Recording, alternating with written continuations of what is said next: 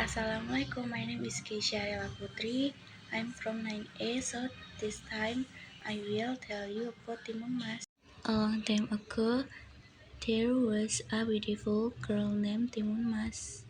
She was born from a magical tree with a king named Buto Ijo. In their 30, Buto Ijo would take her back when she was 17 years old.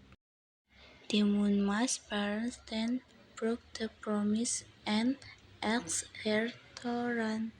Buto Ijo was so angry that he chased after Timun Mas. However, Timun Mas fight back by spreading the salt, shrimp paste, and also cucumber seeds. The cucumber seeds turned into a forest. The salt turned into a sea, and the shrimp paste turned into ocean.